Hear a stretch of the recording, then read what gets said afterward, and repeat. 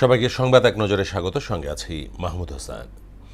আগামী 10 বছরের জন্য দেশের জ্বালানি ও বিদ্যুৎ খাতের পরিকল্পনা সংসদে উপস্থাপন করা হবে বলে জানিয়েছেন প্রধানমন্ত্রী তারেক রহমান।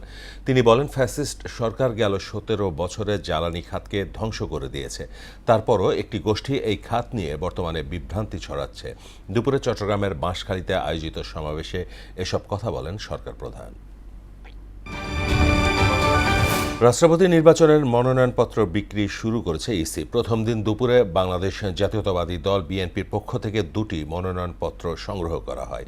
এক ব্রিফিংয়ে এ তথ্য জানিয়েছেন ইসির সিনিয়র সচিব আক্তার আহমদ। তিনি বলেন, চলতি বছরের জুলাই পর্যন্ত দেশে মোট ভোটার সংখ্যা 12,86,33,000। রাষ্ট্রপতি নির্বাচনের প্রার্থী হিসেবে এলডিপি চেয়ারম্যান অলি আহমেদকে মনোনয়ন দিয়েছে জামায়াতে ইসলামের নেতৃত্বাধীন 11 দলীয় ঐক্যজোট। সকালে বিরোধী দলীয় নেতার বাসভবনে অনুষ্ঠিত বৈঠকে এমন সিদ্ধান্ত নেওয়া হয়। পরে ব্রিফিংয়ে জামায়াত আমির ডাক্তার শফিকুর রহমান বলেন, জোটের শীর্ষ নেতাদের সম্মতিতে এলডিপি চেয়ারম্যানকে রাষ্ট্রপতি পদে প্রার্থী হিসেবে চূড়ান্ত করা হয়েছে।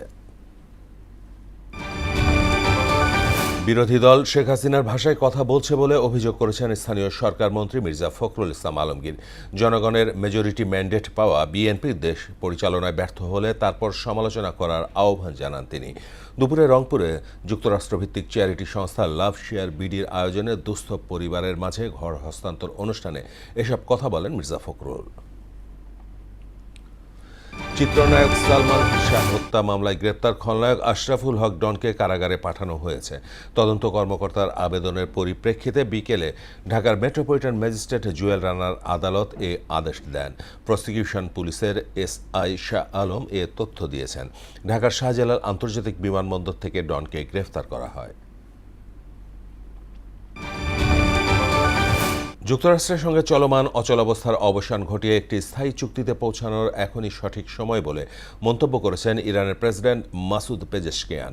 বর্তমান পরিস্থিতিকে যুদ্ধ এবং শান্তির মাঝামাঝি অবস্থান হিসেবে আখ্যায়িত করে এর দ্রুত সমাপ্তি চেয়েছেন তিনি। পেজেশকিয়ান বলেন, এই যুদ্ধে ইরানকে বিজয়ী ও শক্তিশালী হিসেবেই বিবেচনা করা হচ্ছে।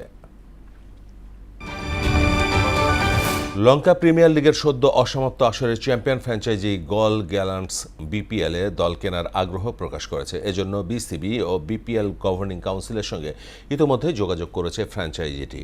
গল কর্তৃপক্ষ জানায়, বাংলাদেশ ক্রিকেটের প্রতি মানুষের বিপুল আবেগ এবং বিপিএলের বিশাল দর্শক চাহিদা মাথায় রেখে এ সিদ্ধান্ত নিয়েছে তারা। এই ছিল সংবাদ এক নজরে। সবশেষ খবর সবার আগে জানতে মোহনার সাথেই থাকুন। এতক্ষণ সঙ্গে থাকার জন্য সবাইকে ধন্যবাদ।